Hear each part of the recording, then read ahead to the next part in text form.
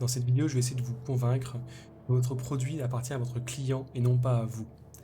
Si vous n'êtes pas encore convaincu que partager vos idées, parler de votre projet avant même qu'il sorte, avant même que quoi que ce soit, est dangereux, si vous n'êtes pas encore convaincu, cette vidéo n'est pas pour vous. Vous n'y êtes pas encore prêt, encore pour l'étape d'après. Pourquoi je dis ça? C'est parce que c'est le premier point, typiquement. Le projet, il n'est pas à vous. Il n'est pas quand vous dites que le projet est à moi, c'est une aberration. Vous avez des clients, vous avez des personnes qui vont utiliser ce que vous avez fait. Ça leur est utile, oui, mais ça pourrait être tellement plus utile. Typiquement, Apple passe son temps à récupérer des feedbacks, à essayer de comprendre. Il suffit de parler avec des Apple fans, à quel point ça a changé leur vie, ça a changé leur manière de voir, leur manière de faire. Et ça, c'est pas uniquement une personne dans son coin qui a pu faire ça, c'est une personne qui était extrêmement à l'écoute des gens. Donc surtout pas être bloqué sur sa propre vision, extrêmement important. Et c'est pour ça que partager, en discuter, en parler, avoir 3000 perspectives différentes, c'est ça qui va faire une grosse différence. Donc, ouvrir les perspectives, en avoir le plus possible, c'est ça la moralité du premier point. Alors, c'est bien de le faire en passif, c'est enfin de faire, c'est de recevoir, digérer un peu tout ça et avancer.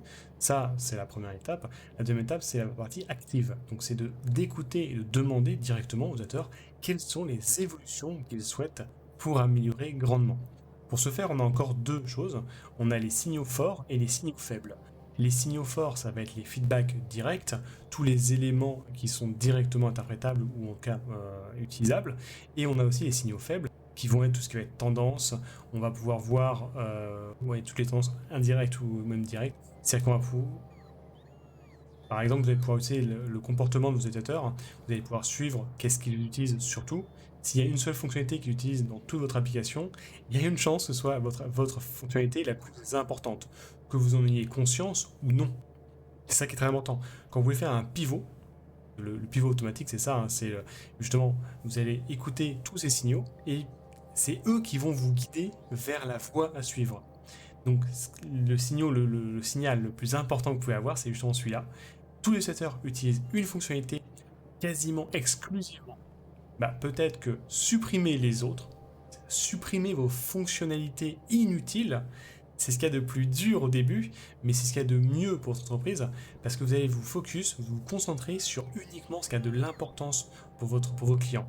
Je le répéterai jamais assez, le plus important en société, donc dans n'importe quelle boîte, c'est de comprendre son client, c'est de comprendre son marché, hein, et d'y répondre le mieux possible.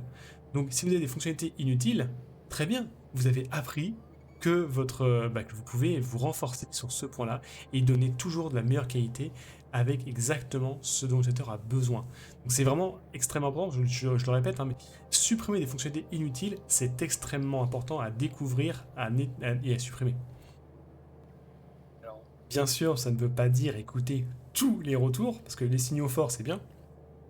Souvent, les signaux les plus intéressants, ça reste les signaux faibles, parce qu'ils sont indirects et ils sont souvent non interprétés par les personnes qui vont vous le donner, enfin non interprétables, j'aurais pu dire.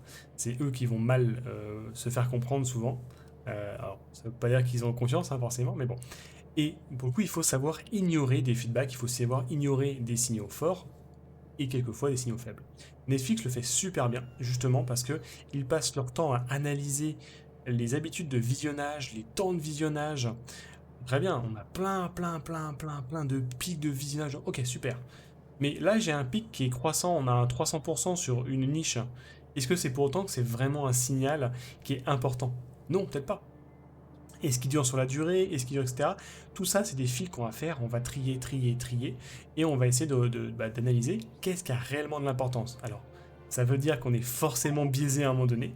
Ça veut forcément dire que on va faire des erreurs, on va rater en fait, hein. Mais c'est pas grave, on va apprendre pourquoi on a raté cette fois-ci, comment on peut faire pour éviter de retomber dans un endroit qui est totalement biaisé à fond.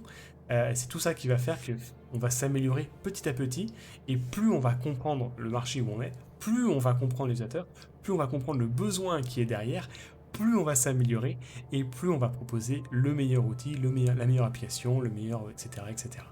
Donc je le refais, on a donc le projet, il appartient à tous vos utilisateurs, et il appartient réellement aux besoins utilisateurs. Donc, la compréhension du marché, c'est le point numéro 1.